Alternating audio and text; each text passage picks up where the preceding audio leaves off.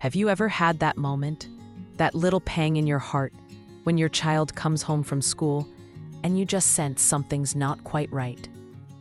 They might be a little quieter than usual, maybe a bit more on edge, or perhaps they're avoiding eye contact. And then slowly, the story unfolds. They were in a situation, likely with friends or classmates, where they felt pressured to do something they really, truly didn't want to do. It could be something seemingly small, like joining in on teasing someone, or something that feels much bigger, like skipping a class or trying something they know goes against their values or yours.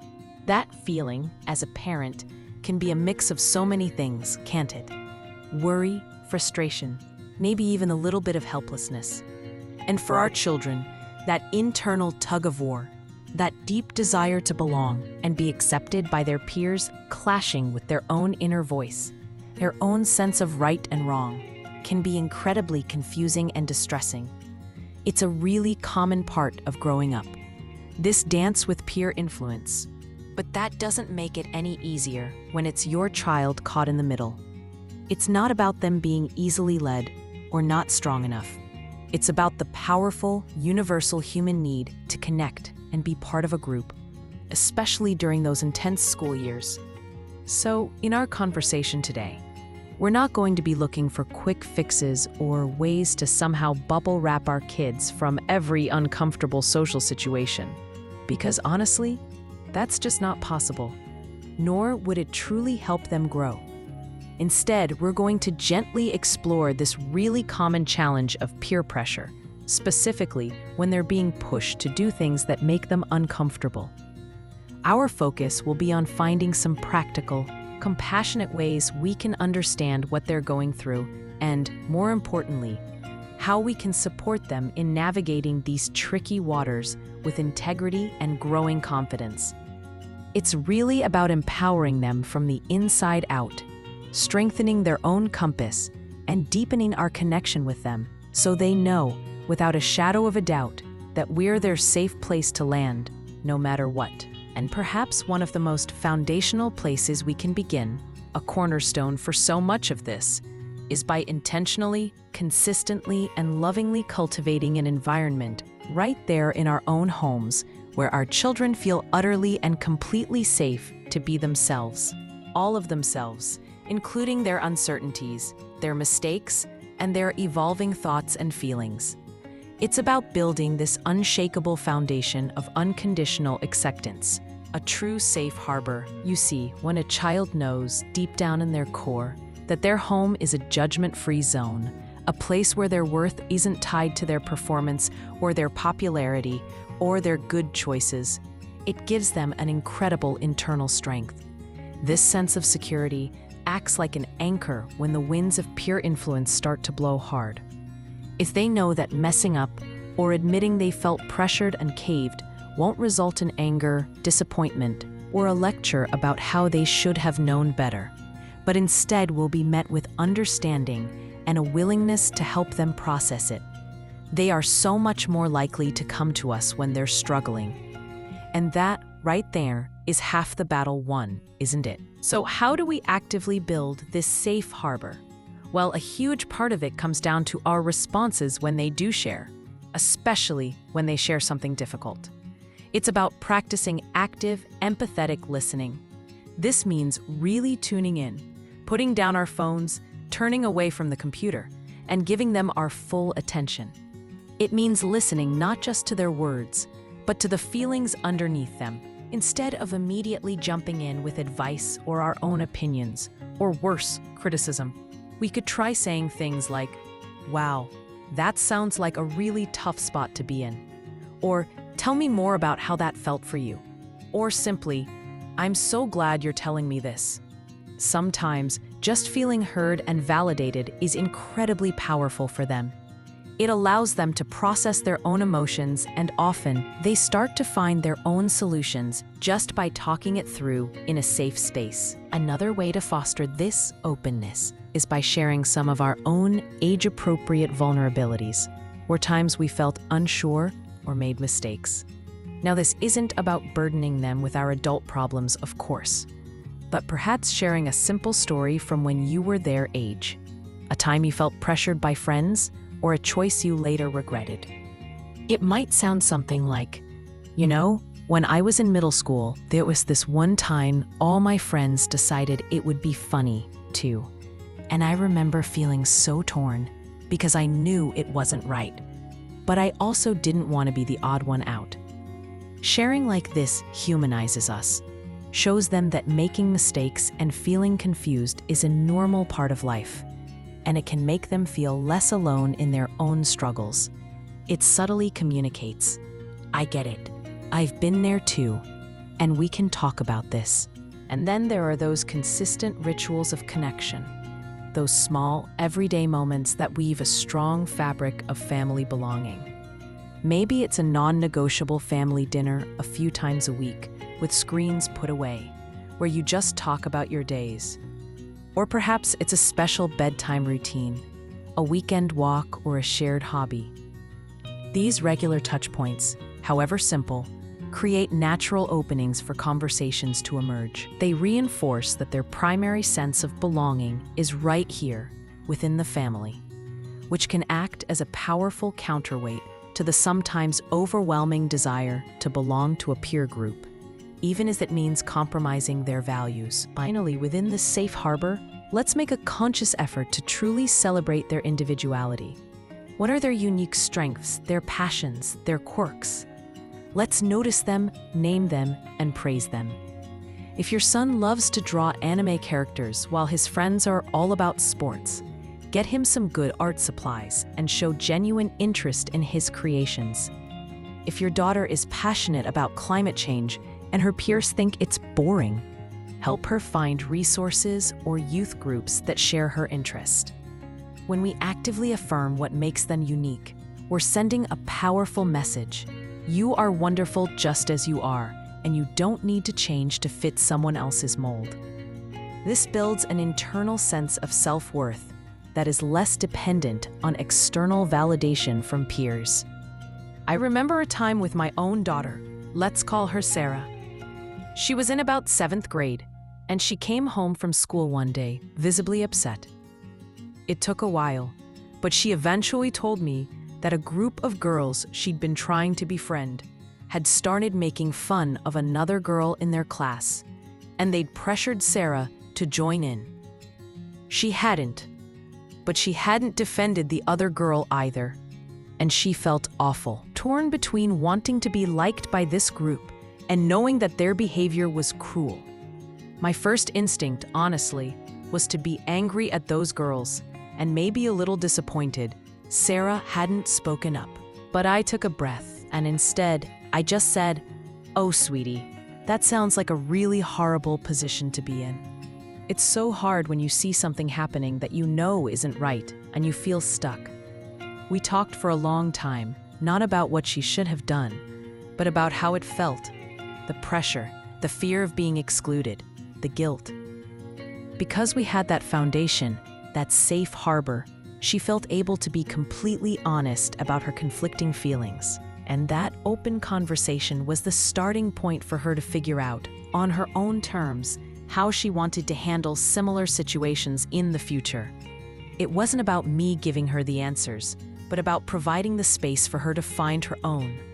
Now, building on that idea of a safe home base, another really powerful thing we can do is to actively equip our children with what I like to call no power and some practical exit strategies for those high-pressure moments.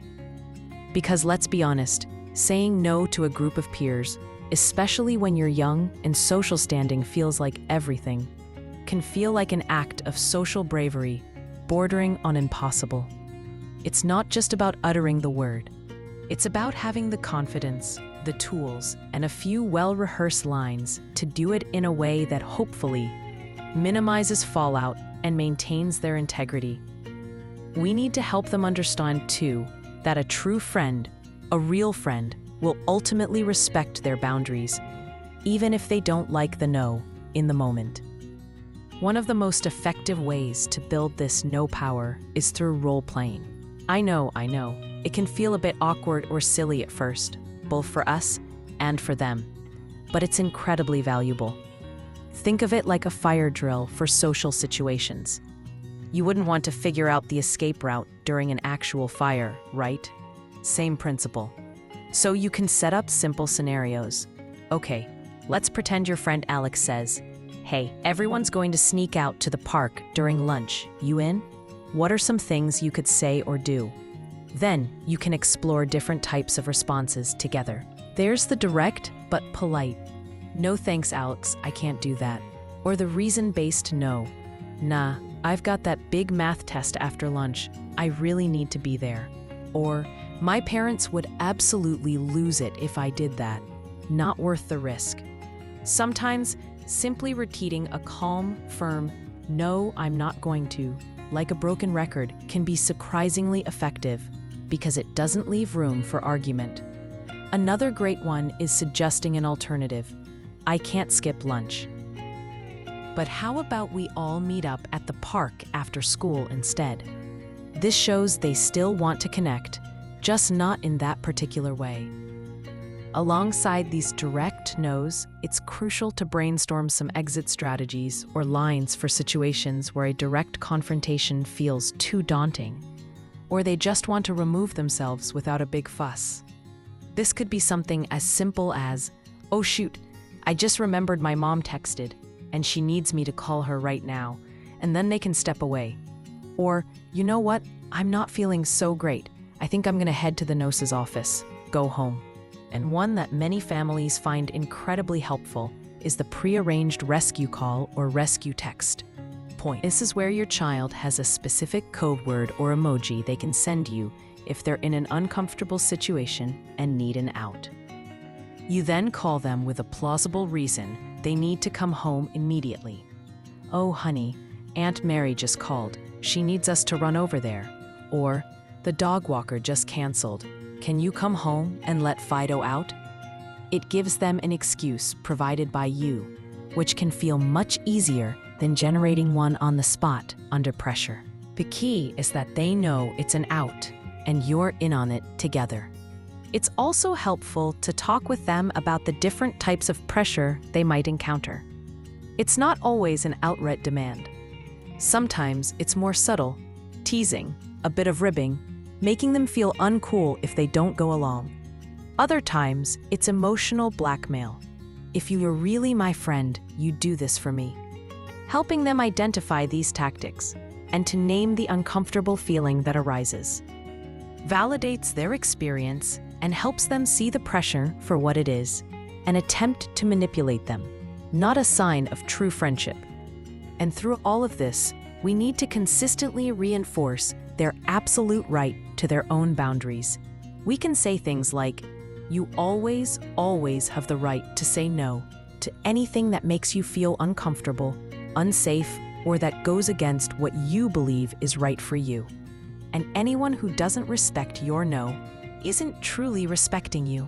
My son Liam was always a pretty easygoing kid, very much a people pleaser.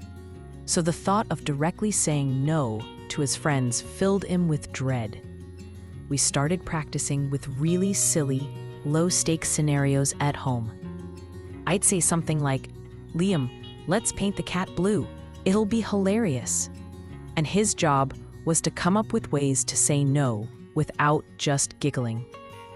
At first, he struggled, but gradually he got better at it, even coming up with funny deflections.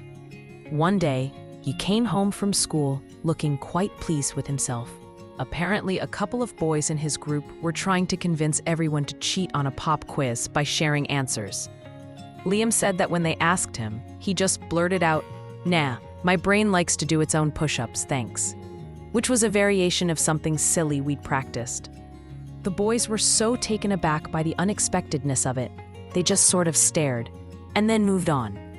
He told me later, "Mom, it was still a bit scary, but because we'd practiced saying no in those funny ways, it just kind of came out, and it felt good not to do it." That little bit of practice had given him a tool he could actually use when it mattered. So once they feel secure in their home environment and have a few tools for saying no or exiting a situation, What else can we do? Well, another incredibly important layer is fostering their critical thinking skills and helping them clarify their own values. You see, peer pressure often gains its power when kids act impulsively without really thinking through the potential consequences, or when they haven't yet developed a strong internal compass to guide their decisions. When we help them learn to think critically and to identify what's genuinely important to them, we're giving them an internal framework they can use to evaluate the demands and expectations of their peers. How can we do this in a way that doesn't feel like a lecture? Casual what-if conversations can be a wonderful tool. These aren't about grilling them, but about exploring hypothetical situations together, often sparked by something you see in a movie, read in a book, or even hear about in the news, in an age-appropriate way, of course. You might say, in that show, when the main character's friends wanted him to lie to his parents, what do you think he was feeling? What might have happened if he had said no? What if he had said yes? The goal isn't for you to provide the right answers, but to encourage them to think through different angles, motivations, and potential outcomes. Media literacy is another fantastic avenue for this. We can talk with them about what they're seeing online, in social media trends, in music videos, or TV shows. Ask open-ended questions. Does that situation seem realistic to you? Why do you think that influencer is promoting that product so heavily? What message do you think that song is sending about friendships or relationships?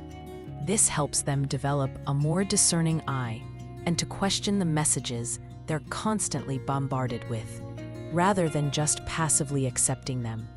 It hones their ability to analyze what's beneath the surface. We can also make a conscious effort to connect actions, both their own and those of others, to underlying values. When you see your child make a choice that reflects honesty, kindness, or courage, name it. It took a lot of courage to tell your friend you didn't want to go to that party when you knew everyone else was going. That shows you really value your own comfort and safety. Or, if they're talking about a situation at school, you might say, "It sounds like being a fair person is really important to you when you talk about that situation."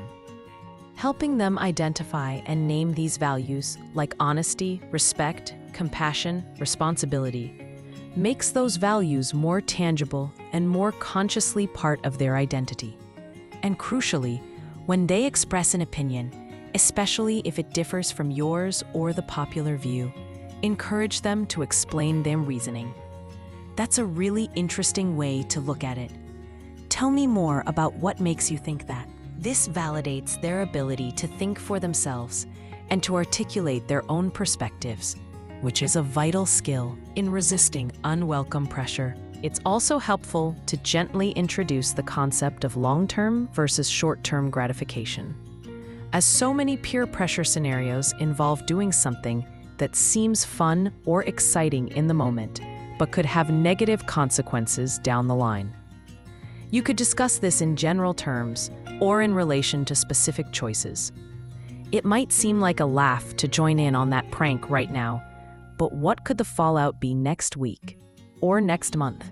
How might it affect your reputation or your teacher's trust in you, or even your own feelings about yourself later on?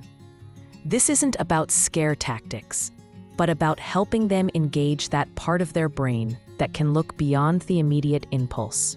We had a family tradition of watching a particular age-appropriate drama series together when my kids were in their early teens.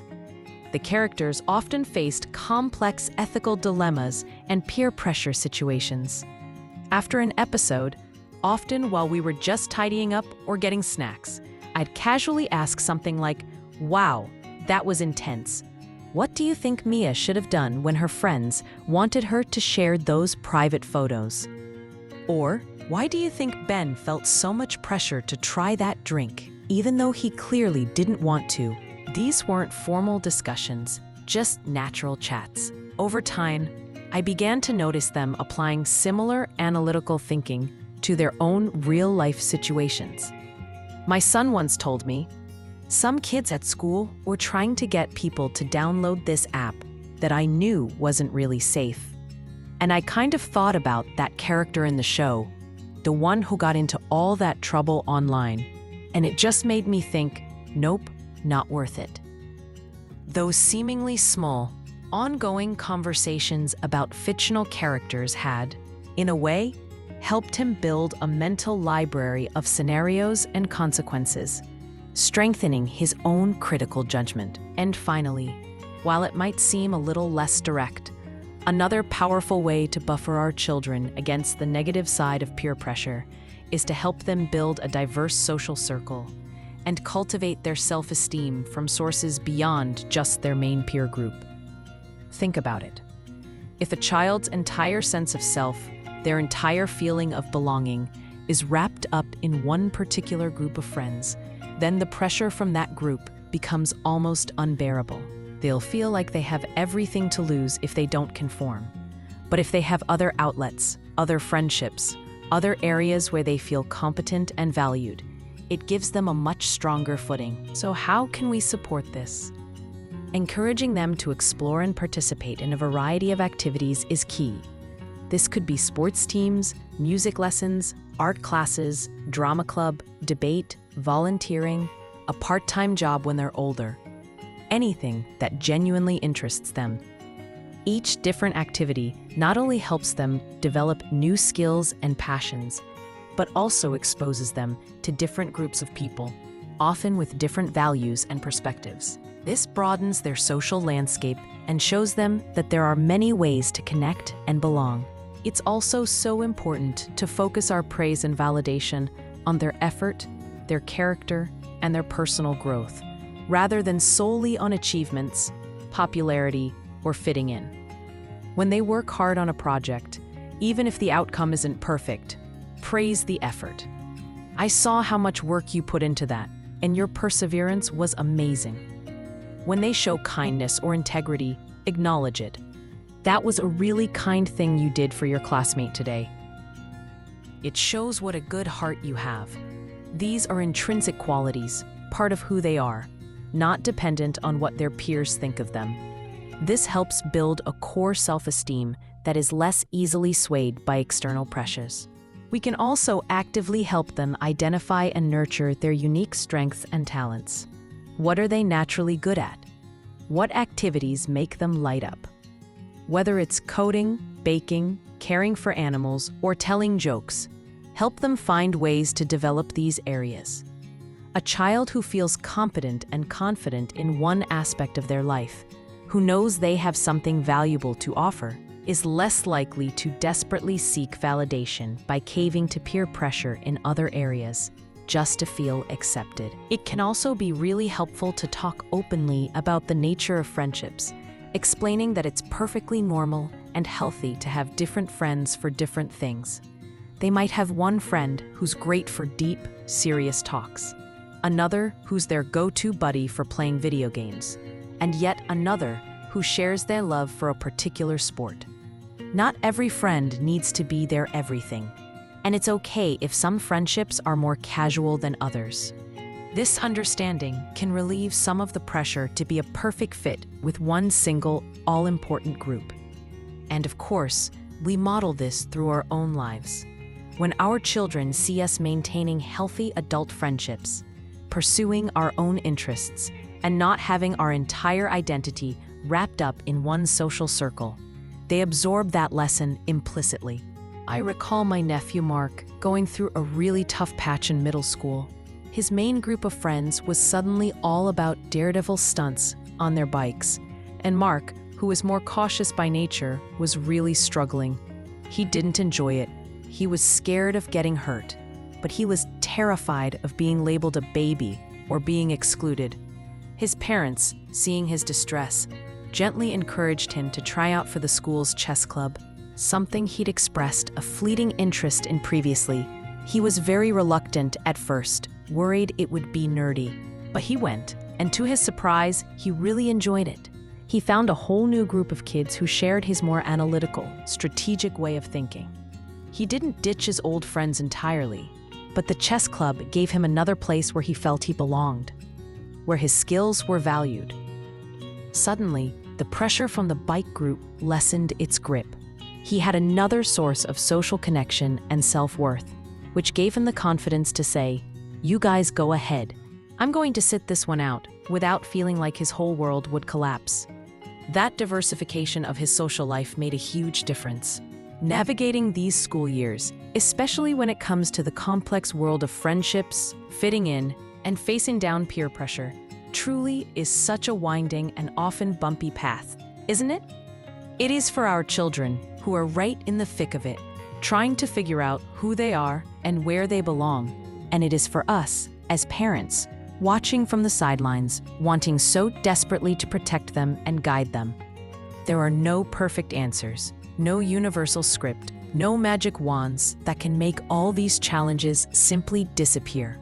And perhaps that's okay, but what we can do, consistently and lovingly, is keep showing up for them. We can keep striving to listen more than we lecture, to understand more than we judge. We can keep working to build those strong, resilient bridges of connection and open communication within our families.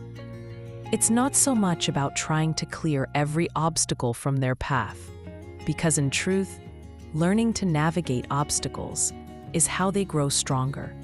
Instead, it's about walking alongside them, offering our unwavering support, and helping them gather the tools, the insights, and the inner confidence they need to find their own way, to make choices that align with their own emerging values, even when the crowd is pulling them in a different direction. Please remember, every single conversation you have where you truly listen, every moment you validate their feelings without rushing to fix things, every time you gently help them think through a situation or celebrate their unique spirit, you are planting powerful seeds. Seeds of resilience, of self-awareness, of self-worth, and of courage. You are doing so much more than you probably realize in those quiet moments, just by being that steady, loving, and accepting presence in their lives. So trust in your innate ability to guide them with wisdom and compassion, and trust deeply in their capacity to learn, to grow, and to blossom into individuals who can stand strong and true in who they are. This is a journey for all of us, not a destination to be quickly reached. And every small step we take towards deeper understanding and connection within our families is a profound victory in itself. If this conversation today resonated with you, if it sparked a thought or offered a little bit of comfort or a new perspective, we would be so genuinely grateful if you'd consider giving this video a like. And if you know another parent, a friend, or a family member who might find this discussion helpful on their own journey, please feel free to share it with them. And of course, if you haven't already, we'd warmly invite you to subscribe to Family Connection Hub. We really believe that we're all in this together, learning from each other and supporting one another as we navigate the beautiful, challenging, and incredibly rewarding adventure of raising our children. Thank you so much for spending this time with me today. Take good care of yourselves and of each other.